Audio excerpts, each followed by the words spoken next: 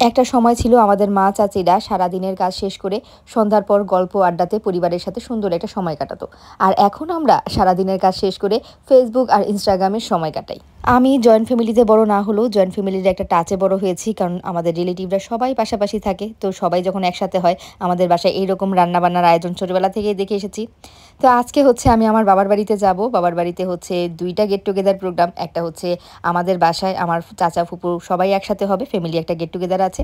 আরেকটা হচ্ছে পরদিন আমার খালার বাসায় ঈদ পূর্ণমিলনী, আমার সব কাজিনরা একসাথে হবে, মানে চাচাতো ভাই বোন খালাতো ভাই বোন সবার সাথে একটা গেট টুগেদার হবে। তো আমি এই ড্রেসটা নামিয়ে নিলাম, গরমের মধ্যে সুতি টাইপের ড্রেস পরতেই ভালো লাগে। এটা হচ্ছে লোনের মধ্যে একটা রেডি ড্রেস, সামনে লেসের ওয়ার্ক করা আছে, প্যান্টের নিচে হচ্ছে লেস ওয়ার্ক করা আছে। এই ড্রেসটা আমার জন্য একটু ঢিলা ঢালা হলেও এই ড্রেসটাই আজকে পরে নেব। আর এটা হচ্ছে ড্রেসের ওড়নাটা। আর এই ড্রেসটা আপনারা পেয়ে যাবেন প্রিয় কালেকশন এই পেজে। তো এই তো আমি ড্রেস পরে হচ্ছে রেডি। যেটা বলছিলাম, ড্রেসটা আমার জন্য হচ্ছে ওভার সাইজ, এটা হচ্ছে ফ্রি সাইজের একটা ড্রেস, আমি আর অল্টার করে নেই। এই টাইপের ড্রেসগুলো বাইরেও পরে যাওয়া যায়, ঘরে পরতেও কিন্তু খুবই কমফোর্টেবল।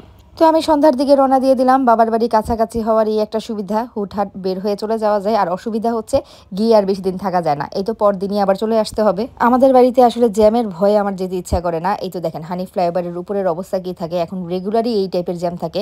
যাওয়ার সময় খুব একটা জ্যাম পাইনি, কিন্তু ব্যাক করার সময় এই তো এরকম জ্যামটা আমিও পাবো, মানে 1-1.5 ঘন্টা ফ্লাইওভারের উপরেই থাকতে হবে। যাই হোক, তাড়াতাড়ি চলে এসেছি, ঘন্টা খানিকের মধ্যেই চলে এসেছি। আর এসেই দেখি বাসার সামনে এই যে জুতার শাড়ি, জুতা দেখেই বুঝে গিয়েছি বাসায় সবাই চলে এসেছে, মানে আমার চাচা ফুফু সবাই, আসলে সবাই তো আশেপাশেই থাকে। ছোটবেলায় এই জিনিসটা আমাদের কমন ছিল যে সন্ধ্যার পর কারো না কারো বাসায় আমাদের রেগুলারই যাওয়া হতো। এখন তো আসলে সময়ের সাথে সাথে অনেক কিছুই চেঞ্জ। আগে বিকেলবেলা অথবা সন্ধ্যার পর পড়া শেষ করে আমি চলে যেতাম চাচাদের বাড়িতে, নয়তোবা চাচাতো ভাই বোন চলে আসতো আমাদের বাসায়। এরকমই ছিল আমাদের শৈশব। পরিবারের সাথে একসাথে সময় কাটানোটা যে কত বড় ব্লেসিং, এটা এখন বুঝি। এখনের বাচ্চারা তো মোবাইল আর টেলিভিশনেই সময় কাটায়। আর এই তো কুটুস বুড়ি নতুন করে কামড় দেওয়া শিখছে, ওর সামনে হচ্ছে হাত দিয়ে দিলে হাত ধরে কামড় দিবে। আর আম্মু হচ্ছে সবার জন্য পিঠা বানাচ্ছে, চিতুই পিঠা আর বিফ। চিতুই পিঠাটা আমার দাদির বাড়ির সাইডেই হচ্ছে বেশি খাওয়া হয়, তো যে কোনো গেট টুগেদারে এই পিঠাটা আমি কমনই দেখি। তো আম্মু এই তো বল ভর্তি পিঠা বানাচ্ছে, যেহেতু ঘর ভর্তি মানুষ। আর এখানে হচ্ছে মাংস রান্না করা হয়েছে, মাংস দিয়ে এই পিঠা আমাদের সবারই খুব পছন্দ।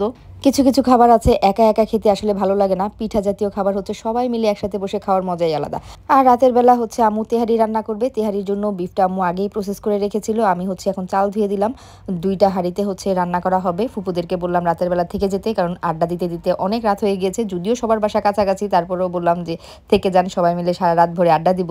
তো আম্মু হচ্ছে 2 হাঁড়ি তেহারি বসাবে, কারণ 1 হাঁড়িতে জায়গা হবে না। 1 হাঁড়ি হচ্ছে এখন বসিয়েছে, এটা হলে তারপরে হচ্ছে আরেক হাঁড়ি বসাবে। আর এদিকে প্রাপ্তি হচ্ছে প্রাপ্তির এই নতুন সাইকেল দিয়ে খেলা শুরু করে দিয়েছে। এটা হচ্ছে ঈদের মধ্যে ওর নানুর বাড়িতে গিয়েছিল, যৌতুক হিসেবে আসার সময় আবার এই সাইকেল নিয়ে আসছে। বাচ্চারা প্রতিবার তাই করে, নানুর বাড়িতে যাওয়া মানেই হচ্ছে সাথে করে কিছু নিয়ে আসতে হবে। প্রিয় আগে তাই করতো, বাসায় যাওয়া মানেই হচ্ছে নতুন কোনো খেলনা ওর লিস্টে যোগ হবে।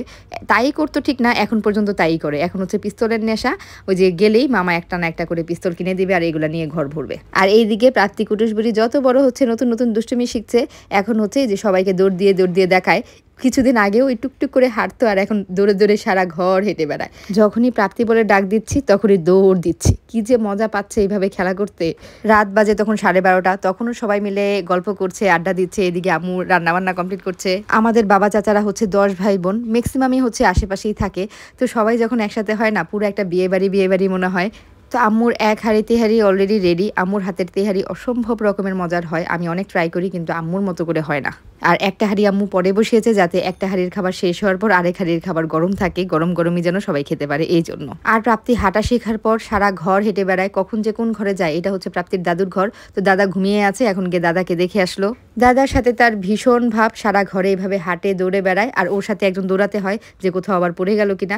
আর আমাদের ঘরের একটা সাইডে হচ্ছে বারান্দা ছিল, বারান্দাটাকে এখন ক্লোজ করে দেওয়া হয়েছে। তো এই এক্সট্রা জায়গাটুকুতে ঠাই দেওয়াতে প্রাপ্তি হচ্ছে এই জায়গাটার মধ্যে, এই চিপার মধ্যে ঢুকে থাকে। রাত্র প্রায় 2টার পরে মনে হয় আমরা খেতে বসেছি। আসলে একসাথে বসলে গল্প আড্ডায় কোন দিক দিয়ে যে সময় পার হয়ে যায়।